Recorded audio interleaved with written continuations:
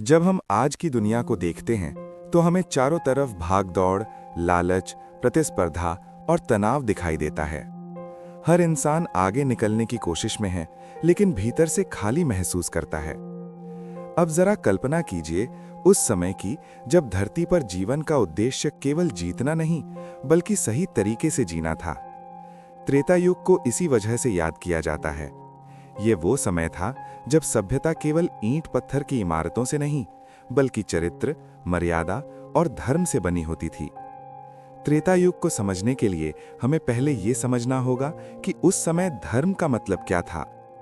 आज धर्म को अक्सर पूजा पाठ, मंदिर और कर्मकांड तक सीमित कर दिया गया है, लेकिन त्रेता युग में धर्म जीवन जीने का तरीका था। राजा से लेकर आम नागरिक तक हर व्यक्ति अपने कर्तव्य को धर्म मानता था। पिता का धर्म था अपने बच्चों को सही संस्कार देना, पुत्र का धर्म था माता पिता की सेवा करना, राजा का धर्म था प्रजा की रक्षा करना और प्रजा का धर्म था समाज में संतुलन बनाए रखना। उस समय की सभ्यता का आधार ही यही था कि हर इंसान अपनी भूमिका को समझता था।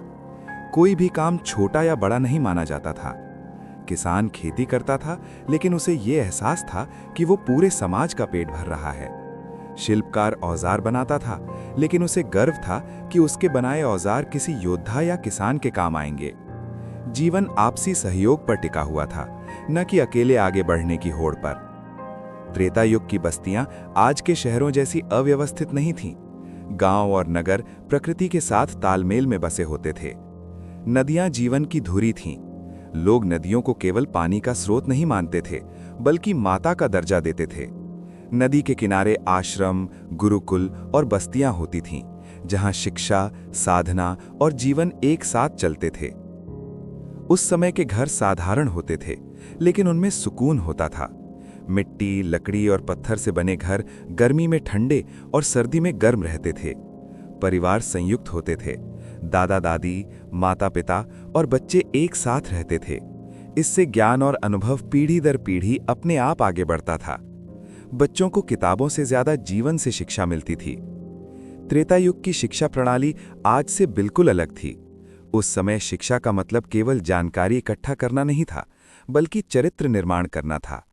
गुरुकुलों में बच्चों को आत्मसंयम, सत्य, धैर्य और साहस सिखाया जाता था। शास्त्रों का ज्ञान दिया जाता था, लेकिन उससे पहले ये सिखाया जाता था कि उस ज्ञान का उपयोग कैसे करना है। गुरु और शिष्य के बीच रिश्ता केवल पढ़ाने और पढ़ने का नहीं था, बल्कि जीवन को समझने का था। उस समय के लोग प्रकृति से डरते नहीं थे, बल्कि उसे समझते थे। जंगलों को नष्ट नहीं किया जाता था, बल्कि उनसे जीवन सीखा जाता था। ऋषि मुनि वन में रहते थे, लेकिन उनका जीवन कठिन नहीं, बल्कि संतुलित होता था। वे जानते थे कि जितना चाहिए उतना ही लेना है। यही सोच पूरे समाज में फैली हुई थी। त्रेता युग में तकनीक आज जैसी नहीं थी, लेकिन बुद्धि और समझ कहीं ज्यादा विकसित थी। लोग हथियार बनाते थे, लेकिन उनका उपयोग अंतिम विकल्प के रूप में होता था। युद्ध होते थे, लेकिन युद्ध का उद्देश्य केवल जीतना नहीं, बल्कि धर्म की रक्षा करना होता था। इसी वजह से युद्ध के भी नियम होते थे। निहत्थे पर वार नहीं किया जाता था, सूर्यास्त के बाद युद्ध रोक दिया जाता था और स्त्रियों तथा बच्चों की रक्षा को सर्वोपरि माना जाता था। स्त्रियों की स्थिति त्रेता युग में सम्मानजनक थी। उन्हें केवल घर तक सीमित नहीं किया गया था।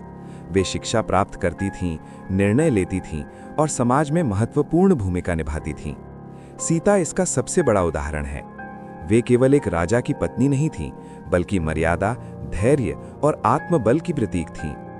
त्रेता युग की स्त्री को कमजोर नहीं माना जाता था, बल्कि शक्ति का रूप समझा जाता था। राजाओं की भूमिका उस समय बेहद महत्वपूर्ण थी। राजा केवल सत्ता का प्रतीक नहीं था, बल्कि समाज का संरक्षक था। उसे प्रजा का पिता माना जाता था। अगर प्रजा दुखी होती थी, तो राजा को अपनी असफलता रखती थी। कर वसूला जाता था, लेकिन वो जनता के भले के लिए होता था। सड़कों, जल स्रोतों, सुरक्षा और न्याय की जिम्मेदारी राजा की होती थी। न्याय प्रणाली भी धर्म पर आधारित थी। कानून केवल सजा देने का साधन नहीं था, बल्कि सुधार का तरीका था। अपराध को व्यक्ति की कमजोरी माना जाता था, न कि केवल उसकी गलती। इसलिए दंड के साथ साथ सुधार पर भी जोर दिया जाता था। त्रेता युग का जीवन बाहरी सुख सुविधाओं से ज्यादा आंतरिक शांति पर आधारित था। लोग कम में संतुष्ट रहना जानते थे, दिखावे का महत्व नहीं था। किसी की पहचान उसके धन से नहीं बल्कि उसके आचरण से होती थी। समाज में सम्मान पाने के लिए व्यक्ति को अच्छा इंसान बनना पड़ता था, न कि केवल अमीर। त्योहार और उत्सव जीवन का महत्वपूर्ण हिस्सा थे। वे केवल मनोरंजन के लिए नहीं बल्कि समाज को जोड़ने के लिए होते थे। हर उत्सव के पीछे कोई न कोई संदेश होता था। प्रकृति के प्रति कृतज्ञता, रिश्तों की मजबूती और जीवन के प्रति उत्साह। त्रेता युग की सभ्यता हमें ये सिखाती है कि सच्ची प्रगति केवल बाहरी विकास नहीं है।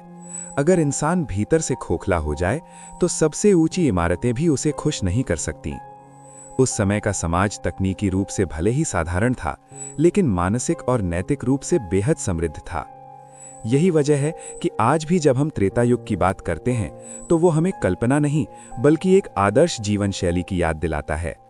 एक ऐसा समय जहां जीवन की रफ्तार धीमी थी लेकिन दिशा सही थी। त्रेता युग के जीवन को अगर और गहराई से समझें तो सबसे पहले रिश्तों की बात करनी पड़ेगी।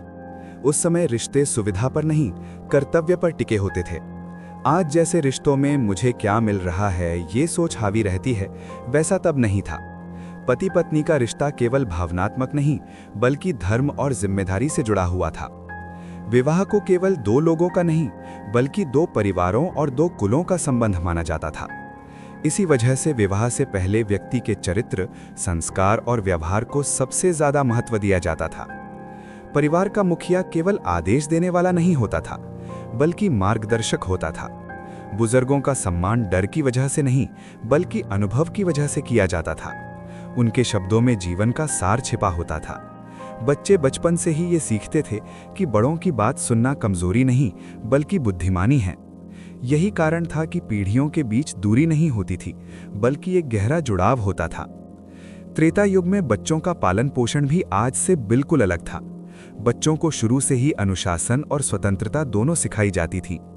उन्हें डराकर नहीं बल्कि समझाकर सिखाया जाता था। गलत करने पर दंड मिलता था लेकिन अपमान नहीं।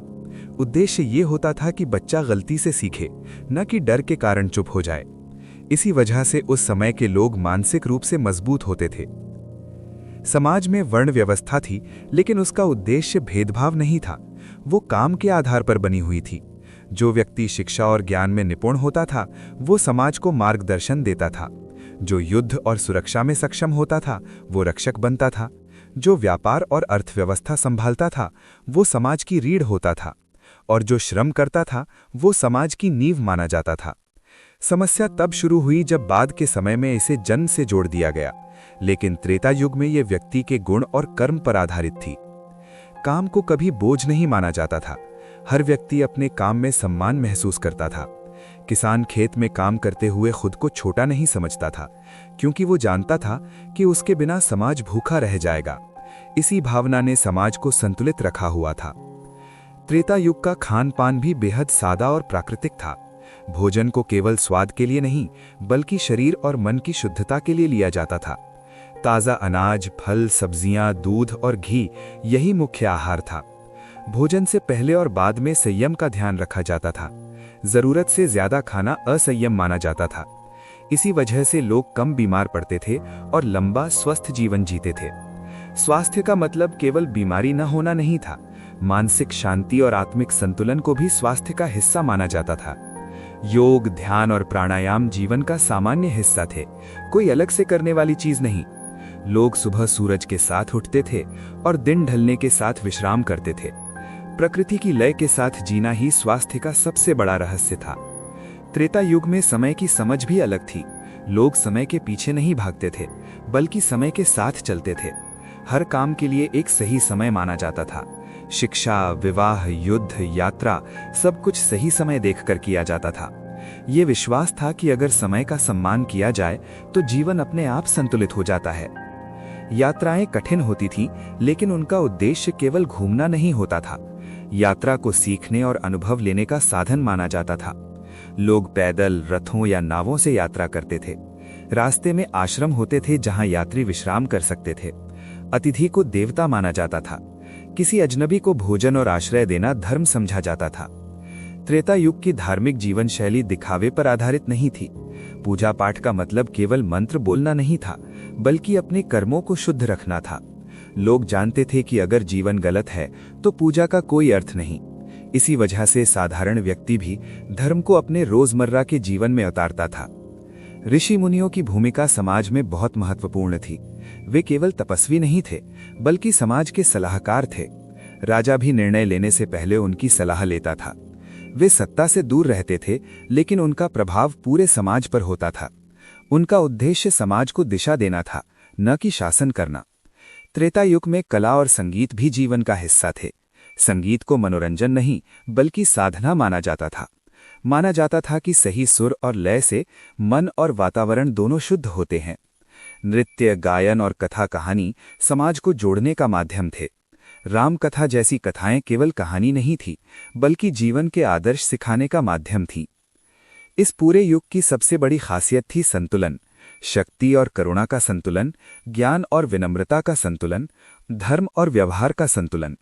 यही वजह है कि त्रेता युग को आज भी आदर्श युग के रूप में याद किया जाता है।